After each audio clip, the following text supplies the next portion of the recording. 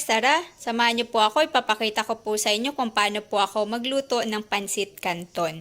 Gamit po tayo dito katulad na lamang po ng bawang, sibuyas, chicken breast, atay ng manok, bagyu beans, carrots, cabbage, pansit canton.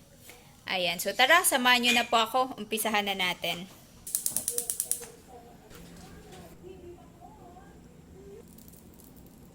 Dahil mainit na po yung mantika, isunod na po nating ilagay yung bawang at sibuyas.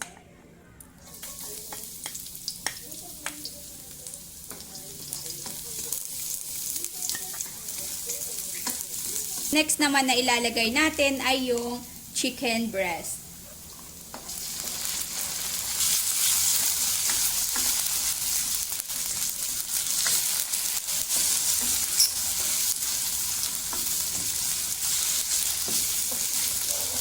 So, hintayin lang po natin na mag-isa yung ating manok at isunod naman po natin ilagay yung atay ng manok.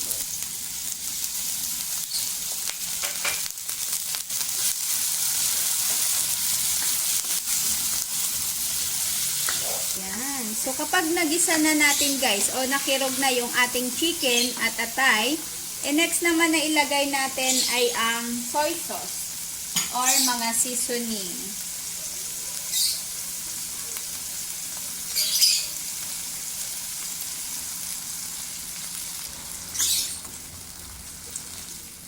Paminta, and chicken powder,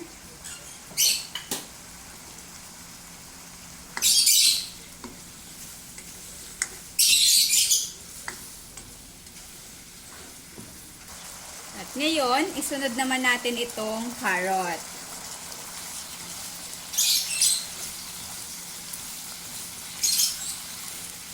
Next naman natin yung bagyu beans. Halo-halo lang ulit.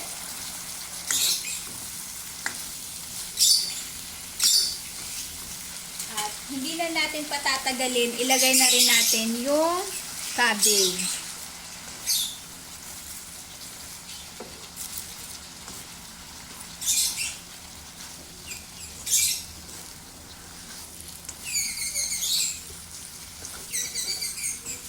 Set aside muna natin yung ating gulay para hindi siya ma-overcook.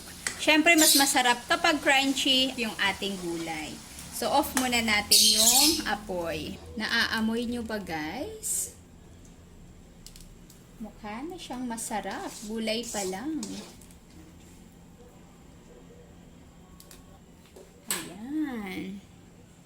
Lalagyan naman natin ulit ng tubig itong ating kawali.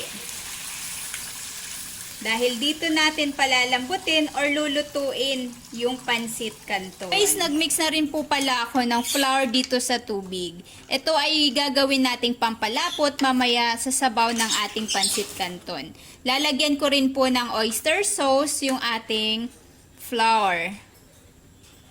Ayan.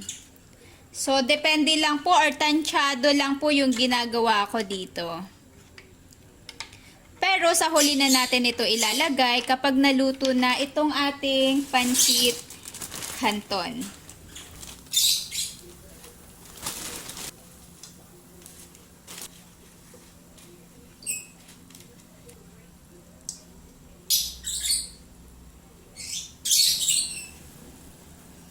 Ayan. So, ngayon guys, dahil luto na yung ating pansit canton, isi-set aside ulit natin siya or isasama na rin natin siya dito sa gulay na ating nagisa kanina.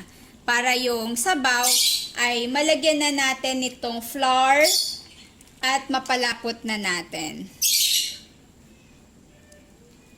Ilalagay na natin yung flour na ginawa natin kanina na nilagyan natin ng oyster sauce.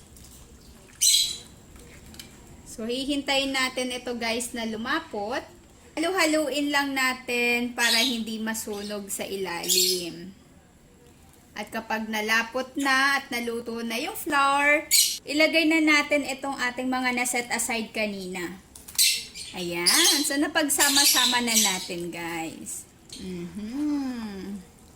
Amoy masarap.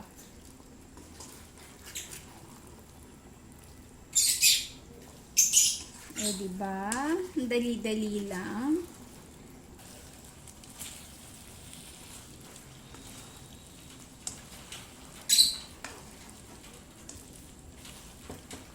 So ito na nga guys, natapos na natin yung ating pansit canton. So, pansin nyo rin ba? Mukhang ang sarap-sarap.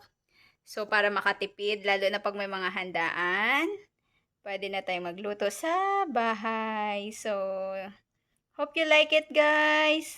Thank you. Bye-bye.